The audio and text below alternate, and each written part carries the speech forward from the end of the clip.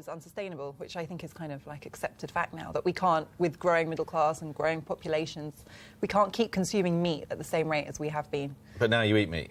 Now I eat meat. Because you got pregnant? Because I got pregnant. No, it's a really good reason to eat meat. It is a good reason. Well, actually, there were a number of reasons why I stopped being vegan and started eating meat, but one of them was I felt a kind of gradual nutritional deficit, you know. And to be fair, I think there are ways you can be vegan and be completely healthy, but you have to put a lot of work into your diet, into making sure you have the right variety. You need to take some supplements, like vitamin B12, which you can only get from red meat.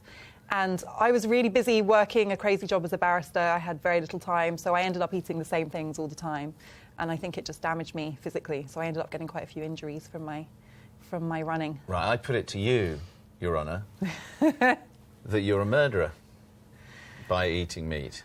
Let me just get this straight. And by the way, I'm a meat eater. No, you're not a meat eater. You are the guy that shows up at work with like a dead partridge stuffed in your pocket from shooting in the country the day before. You are beyond a meat eater. So how am I a murderer? Well, in the same way that I'm a murderer. So I've been fascinated recently, and in fact part of my whole kind of upbringing on an organic farm, believe it or not, how about PC is that, in the 70s, surrounded by hippies who smelled patchouli. You grew up Disgusting. with hippies? Yeah. I didn't know that. Disgusting, they smell horrible. But more importantly, there was an atmosphere in which the rights of animals were constantly under review and constantly being discussed. And now, thanks to the internet, thanks to the ubiquity of phones, we are seeing more and more performances of what would, in philosophical terms, mean that a whole range of not only mammals but birds as well show obvious signs of personality, a sense of other, the ability to have fun, altruism, mourning. There's a famous one of the dog that gets knocked over, I think, on a Chilean highway, and another dog comes and rescues it from through the traffic. There's the bear that rescues the crow that's drowning in his... Did you see that bird the other day sliding? The bird that slides, that plays fun on the hockey puck, sliding down the roof. Now, all of these things would indicate very strongly to me, and I've grown up my whole life with animals, I've got dogs, and so on, that animals, I ride horses and pigs whenever I get the chance. That's quite an image. But the reality is that I have to accept that they do have personalities, and therefore the killing and eating of them is a form of murder. Which and I also don't believe in any of these sort of monotheistic ideas that we're made in the image of God and therefore have dominion over all. I mean, murder is a really pejorative term. I think that we are part of an ecosystem in which there's a food chain and different species eat each other, and that has, you know, biological reasons. But you don't go and kill it, do you? No, I completely agree with you. I don't think there's anything wrong intrinsically with the fact that certain mammals eat meat, including humans, but I definitely agree that the kind of industrialised slaughter of animals on a massive scale, and the fact that we as consumers are so divorced from the reality of the killing. But that's not a philosophical position, that's just a nicety of scale. That's just an issue.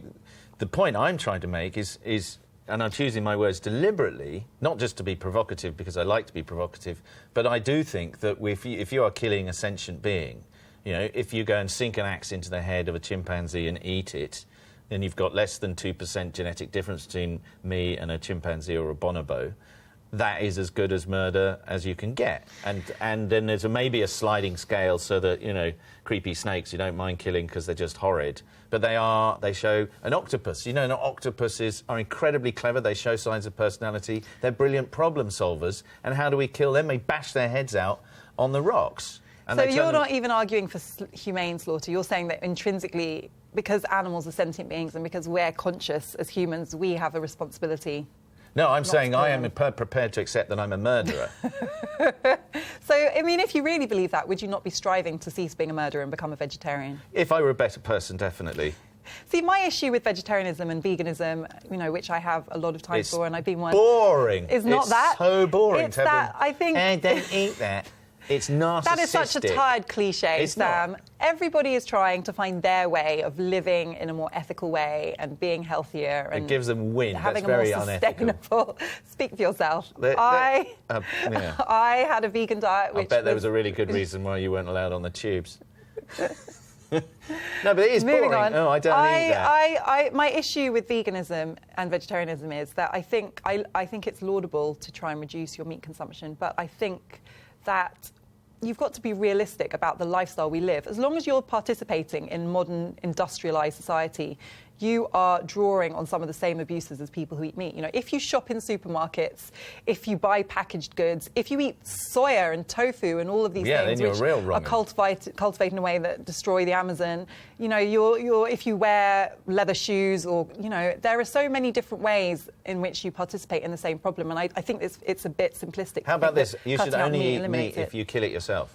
I have a lot of time for that as a concept, but, like, get real, you know. I mean, well, I think that there's a reason. Less meat eating. There are lots of pigeons in London.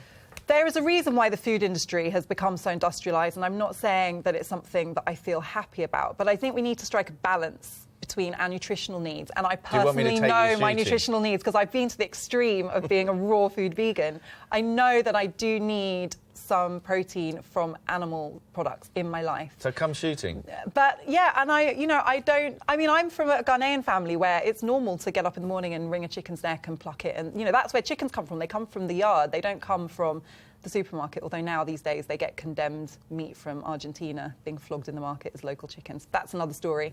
But I'm not, you know, it's not that distant from me, the prospect that you would just kill your dinner and eat it yourself. But, you know, I struggle to cook. Where am I going to have time to hunt, kill, pluck and prepare food for my family? I'll give you an air gun. You can bag some of the local pigeons. And also, but your argument Wimbledon doesn't make any sense. I mean, you're saying that killing animals and eating meat is murder, right? Yeah. And you're encouraging me to take part more actively in the killing of animals. Well, I think surely we should just be all moving away from eating meat altogether. Well, and one way to do that is to say that you can only kill what you eat. So you're saying eat what you kill. Going shooting with you would have such a deterrent factor. It would probably finally drive me to vegetarianism for life. No, I know you'd be red in tooth and claw and really, really good at it, and you'd absolutely love it, and then your whole politically correct fabric would completely unravel. I mean, the essential problem I have with your argument, right, is that I can't help but suspect that you're culturally quite comfortable with shooting and hunting, because you grew up doing it, didn't you? I grew up on a farm. You grew up on a farm. So it's something that comes naturally to you. And then conveniently, it also enables you to take the moral high ground and say, well, I kill what I eat myself, and therefore it's OK for me to eat meat. But you don't. Well, I don't have a lifestyle that makes it remotely realistic to me. So you should be a vegetarian to go hunting. then. And I think, because you're a murderer. You're a murderer. I think, have you seen The Lion King, Sam? The circle of life, you know? There's nothing inherently evil about killing animals and eating them, as long as it's done respectfully and in a way that's in tune with the circle of life. Do you only eat organic, free-range meats? I don't eat very much meat anymore. All the meat I eat is organic and free-range, but I don't think that's necessarily the answer. I agree. I mean, I mainly eat fish. But